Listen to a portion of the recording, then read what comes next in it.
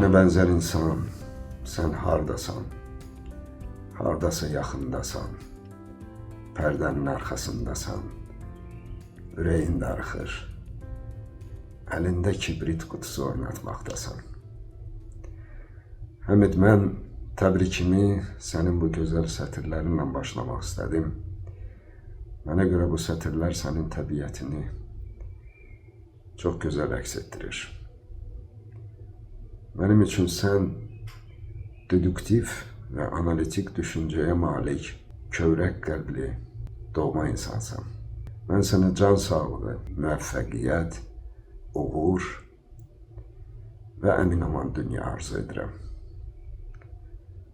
Arzu edirəm ki, sən yaşayasan, yaradasan, düşünəsən, tapasan və bizləri agah edəsən. Əzizim Həmid, sənə baxanda heç kim sənin deməli o yaşını vermir. Adını çəkmirəm o yaşın. Çünki sən ən azı bir 20-25 il o yaşından gənc görünürsən. Təkcə zahirən yox, həm də daxilən. Sən qeyri-adi bir insansan, ona görə sənə adi sözlərlə təbrik eləməyə heç cür alınmır. Mən sənlə uzun illərdir tanışam, hətta bir müddət bir yerdə çalışmışıq. Və mən sənin nə qədər orijinal adam olduğunu və nə qədər deməli, adi olan bir adam kimi tanıyıram. Və mən arzu edirəm ki, sən həmişə belə qalasın. Həmişə belə qalasın. Biz Zümrüd xanımla bahəm səni təbrik edirik bu gözəl bir gündə. Sən gözəl bir ailədən anadan olmusan. Sənin atan Qafar kəndli, görkəmli ədəbiyyatşünas idi, Haqani-şünas idi və eyni zamanda da Cənubi Azərbaycan hərəkatında görkəmli siyasi xadimi idi. Ana tərəfdən Fəmil xanım görkəmli ziyalı ailədən idi, Axundovlar ailəsindən idi. Və indi səni arzulayaq. Can sağlığı və bir də can sağlığı. Sən özünə xas olan bir ictimai həyatda, Azərbaycan ictimai həyatında özünə xas bir yer tutmusan. Fəaliyyətin çox tərəflidir. Bir də səni təbrik edirik.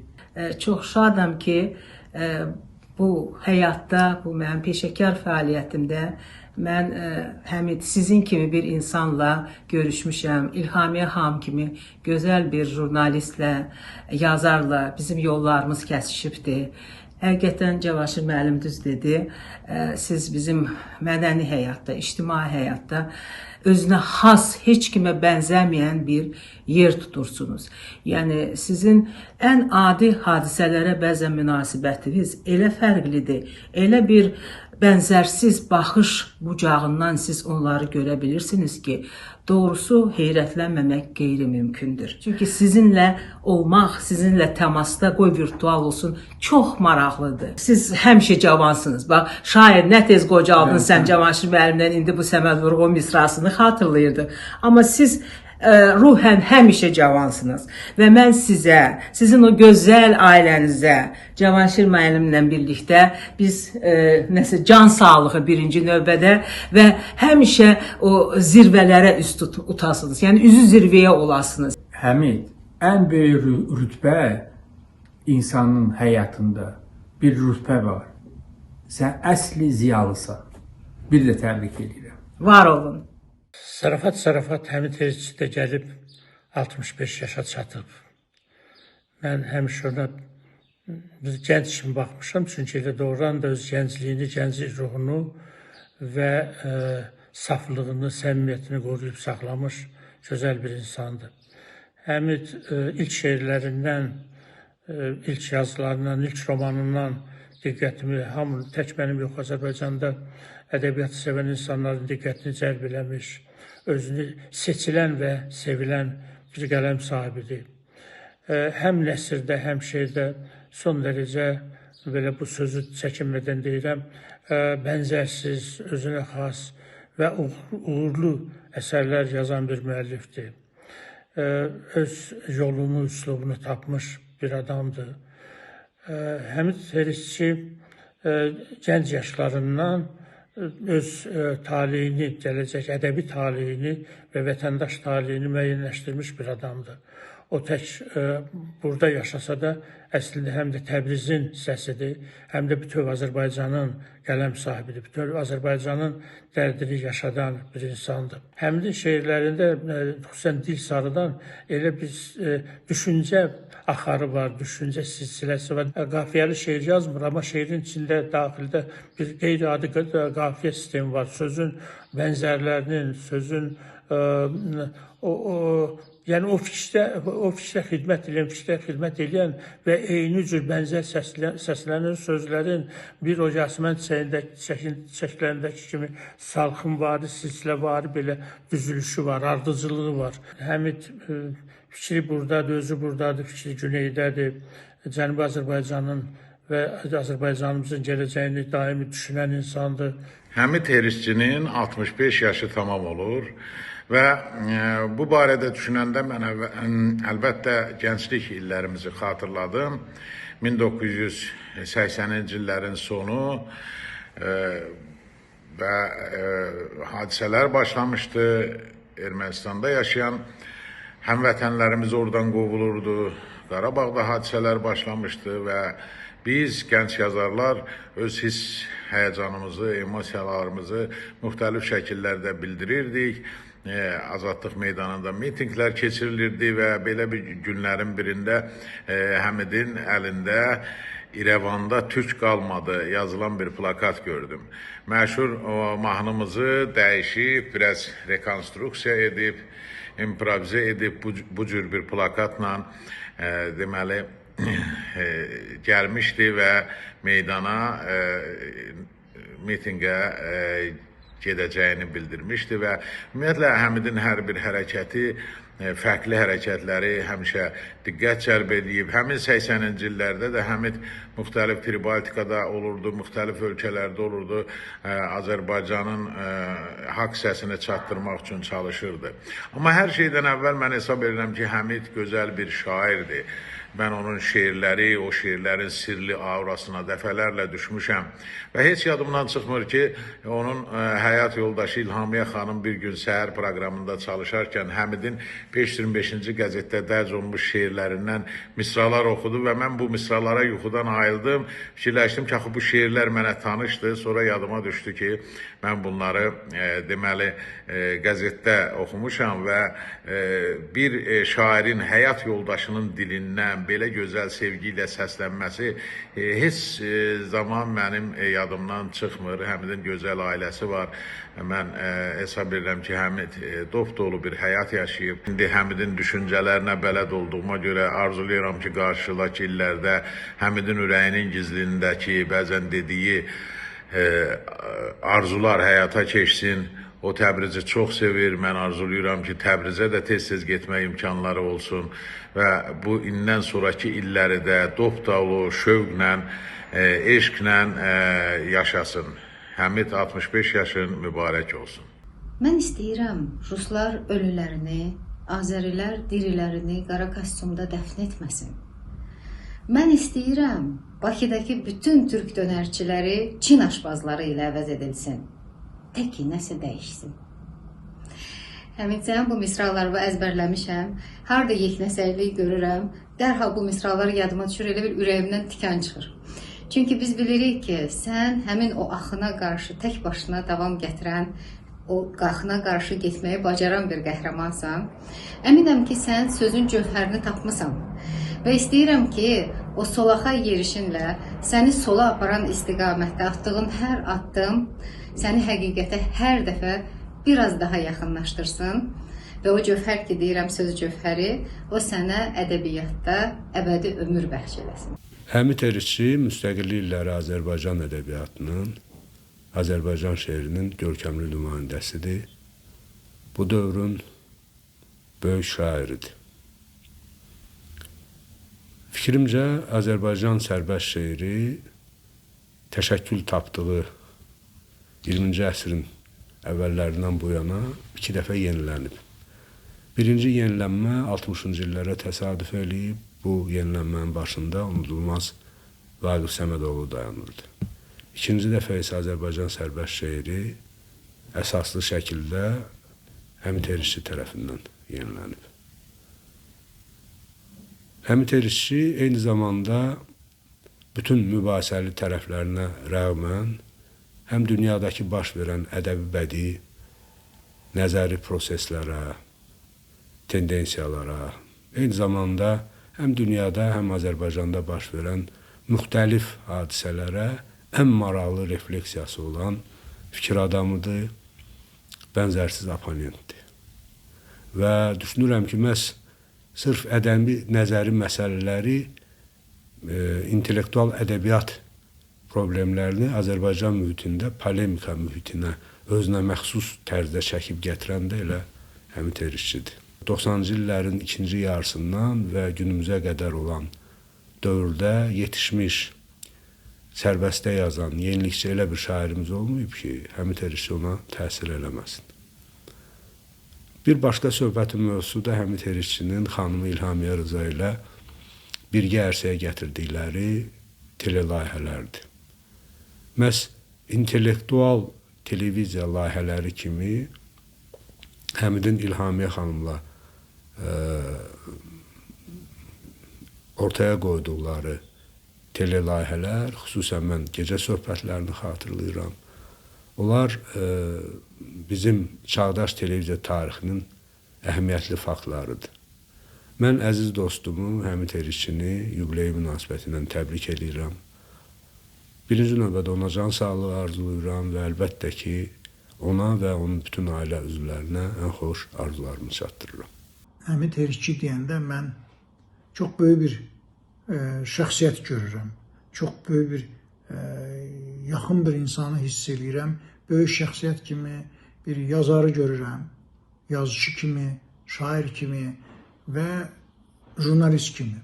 İlk dəfə mən Həmid müəllimlə o ASTV-nin gecə kanalında çox gözəl bir veriliş aparırdı həyat yoldaşından bir yerdə İlhamiyə xanım Rıza ilə və o çox məşhur sevdiyim veriliş idi. Məni də dəvət elədilər. O vaxtı mən Həmidlə biraz yaxından tanış oldum. Bu adam biraz tərki dünyadır, biraz qəribədir. Onun yazıları da, özü də çox dərindən Azərbaycan dilini bilir və elə bilin ki, Təbrizlə Bakının bir birliyinin bir simvoludur, onu simgələyir və ondan mən bəzi şeylər də öyrəndim. Məsələn, indiyə qədər istifadə edəndə deyirəm ki, həmişə bunu Həmid müəllimdən götürdüm, onun yazılarında gedirdi. Biz həmişə totem deyirdik. Bu, hər bir qəbilənin, insanların, xalqın öz totemləri var da. O, sən demə, Azərbaycan dilində həmzat imiş. Həmzat sözünü ilk dəfə mən ondan eşitdim. Həmid bir çox gözəl əsərlərin müəllifidir, amma onun ən böyük əsəri, mən çox sevdiyim əsəri, həmişə gözlədiyim əsəri İbrahimdir. O, onun baş əsəridir və ümumiyyətlə bu ailə, İlhamiyə Rıza, Həmid Erişçi və İbrahim, həmişə Peyğəmbər deyirəm ona.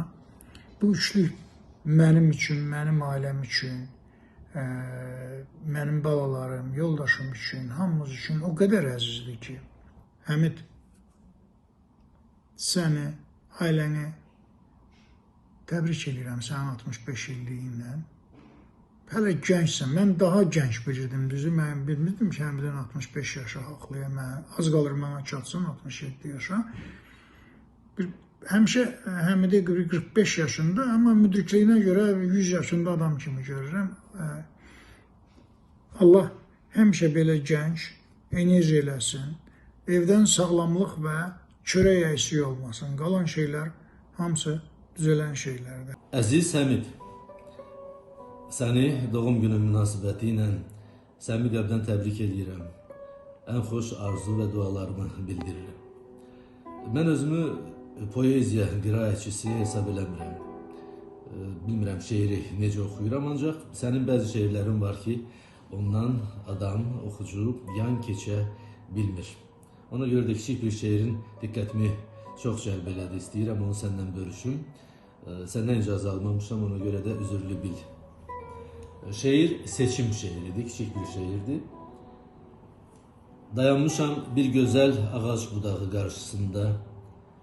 Seçimim ağırdır. Pencəyimi asım budaqdan, yoxsa özümü? Məsləhətinizə ehtiyacım var. Quşlardan o tərəfdə göy var. Qoy o tərəfdən gəlsin doğru dürüst cavabım. Bütün dadsız xörəklərin iyip hopmuş, nəm çəkmiş, qəm çəkmiş zərgər balanın tozlu səkilərini süpürən arvadı məhəllədə məmə yeyəndən pəpə yeyənə qədər hamı Nabat bibi çağırırdı. Nabat bibinin ayağında bir cüt cır-cındır çəkmə vardı ki, qoy qabaqla ağla, ağla ki ağla. Biz başı batmışların küçəyə tökdüyümüz zibildən bir gün bu biçarə Allah bəndəsi elə cana doydu ki, suvağı tökülmüş divara dünyanın, Bakının ən amansız, ən qorxunc, ən vahiməli söyüşünü yazdı. Hər kim bura zibil töksə, qoy bu zibil onun ölənlərinin ehsanı olsun.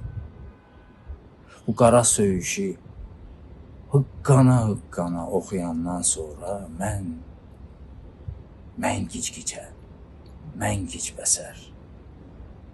Bakının, Zərgərpalanın, ölümün, zibilin, Nabat bibinin, həyatın nə olduğunu qandım, dərk elədim.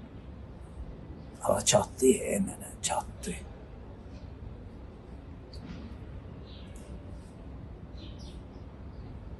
Bu cümlələri, bu fikirləri, bu sözləri yazan Həmid Herikçi, sən daima ətrafımızda olan hadisələri, əşyaları, canlıları, insanları görüb mənasını anlamadığımız halda sənin yazdığın sözləri, cümlələri, fikirləri oxuyandan sonra diqqət eləyirik, hər şeyin mənası bizə çatır. Daima hər şeyin məğzinə sirayət eləyən Həmid Herikçi. Mən səni təbrik edirəm. 65 illik yubileyin mübarək. Ağlamağa gəlincə, əvvəl həmişə insan ağlayır. Sonra yağışlar, bulaqlar. Ağlamağa gəlincə, həmişə əvvəl insan ağlayır. Sonra bütün yerdə qalanlar. Həmid, əzizim Həmid, sənin şeirlərində ağlamaq olmadı. Amma sənin şeirlərində daim bir hıçqırtı oldu, daim bir gözyaşı oldu və bu sənin taleyin idi, bu sənin vətən iskilin idi, sənin yaşadığın həyat idi və bizim nəsil o cənub sevgisini, Arazın o tayında yaşayan soydaşlarımıza olan sevgini məhz sənin şeirlərindən öyrəndik və sən bizim üçün həm də cənubun bir simvolu oldun. Həmid əzizim, sən həm də deyirsən ki, mən sevgilimi yox, sevgini sevirəm. Mən sənə sevgi dolu bir həyat arzulayıram bundan sonra da. Sevgin heç tükənməsin, heç azalmasın. Daim parlaq, sevgi dolu, yaradıcılıq dolu bir həyat arzulayıram və sağlam günlərin çox olsun. Sən həmişə mübarizə olmuşsan, sən həmişə azadlıq sevmirsən, sən həmişə özünlə, cəmiyyətlə, dünya ilə mübarizə aparmışsan. Bu mübarizədə sənə qalib gəlməyi arzulayıram.